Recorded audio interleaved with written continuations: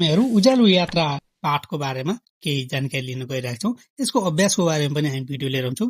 सर्वप्रथम त हामी यो कवितालाई सरसर्ती वाचन गरौँ।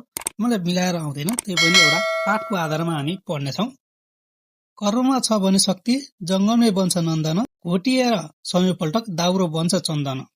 भएका उच्च संकल्प छैन केही असम्भव, संकल्पैले बनेका हुन् महान मान्छे सब। जसका कर्मले बन्छन् जिन्दगी हँसिला खुसी, अरूको लिनुमा भन्दा दिनुमा छ जो खुसी।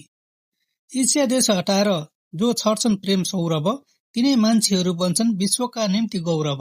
जसका भावना हाँस्छन् मनमा रागिनी भरी, जसका जिन्दगी बाँच्छन् रातमा चाँदनी छरी। जसका कर्मले लिन्छन् उच्च जीवनका पथ, तिनैका पथ हिँड्छन् मान्छेहरू सगौरव। जुटेका ज्ञानले जो छर्छन् पार्दै धरती मनोहर, उठेका कर्मले जो छन् गर्दै निर्माण सुन्दर। समर्पित भएका छन् जो सदा न्याय ख्याति र, संसारमा उठेका छन् तिनैका विजय शिर। लोभ लालचमा छैनन् जसका मन मस्तिष्क, जो सदैव हुने गर्छन् त्यागका निम्ति उद्यम।